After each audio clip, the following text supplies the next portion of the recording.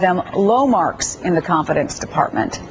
Republicans are taking new shots at President Obama, accusing him of choosing Gulf over the Gulf.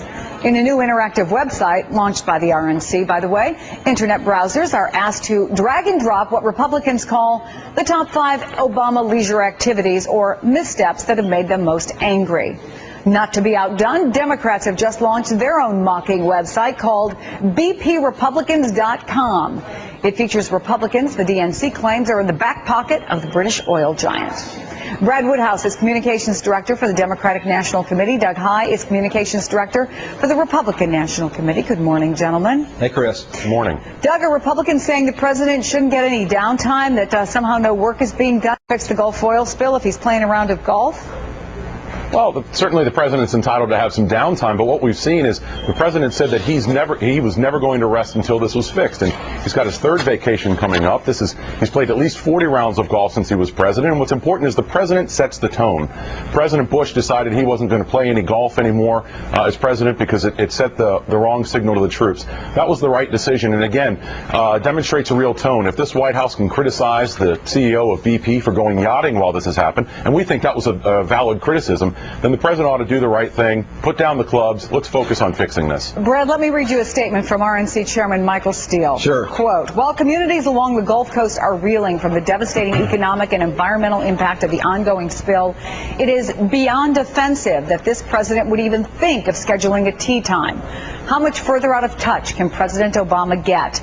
Do you think that he's right, at least to the extent that we're seeing these kinds of numbers for the president in this latest poll? Hey, Chris, let me tell you something. On the scale of 1 to 10 on the crap meter, this gets an 11 for crap, what the Republicans are doing here. I mean, it just doesn't make any sense. I'll give you an example. They're criticizing the president for having gone home to his private residence in Chicago with his family for the weekend. I mean, that is really beyond the pale. And they're also suggesting somehow... let me just point this out. There were more than a few Democrats who would criticize President Bush when he was on his ranch in Texas or playing golf. So are we being a little disingenuous here? Well, look, I think they are being disingenuous, and I think if you look at the scale, there's nowhere near President Obama has not taken anywhere near as much time off as President Bush had at this point in the presidency. But that's really beyond the point. What the Republicans are suggesting is the president's not engaged. He's been to the Gulf numerous times, and look, this is really an effort to distract from the fact that Republicans are apologizing to BP. I mean, remember, Republicans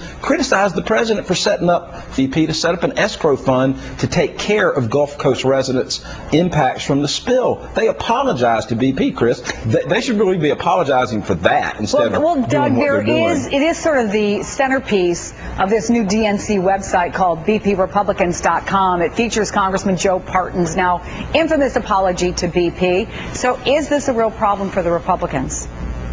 No, it's not. At the end of the day, the Democrats are in control of the House, the Senate, and the White House. It's their responsibility. We want everybody to work forward towards this goal. But look, we have a real problem that we have a president whose initial inclination is not to pick up the phone and call BP and fix this problem, not to send somebody down from the cabinet for 10 days. He picks up the phone and makes a tea time.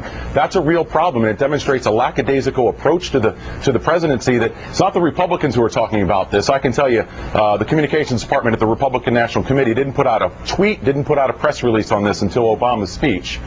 What we saw real criticism was from Democrats like James Carville and Terry McAuliffe.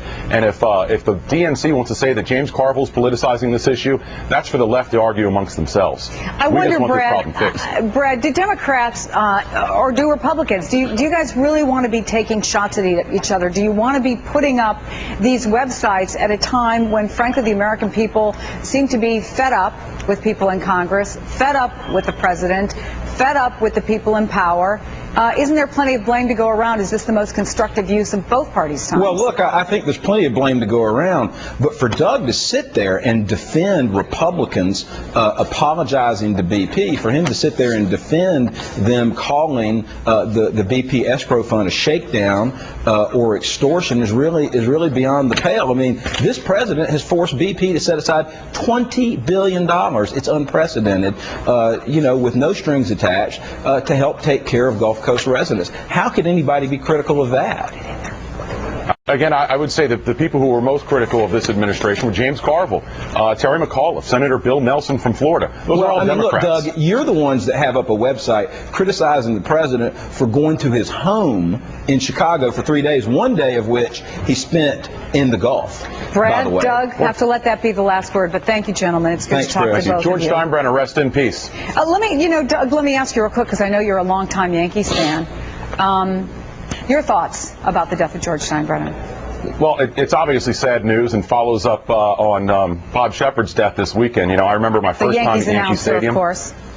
And I remember my last time at Yankee Stadium was just a few weeks ago. And one thing about George Steinbrenner is he wanted to put winners on the field all the time.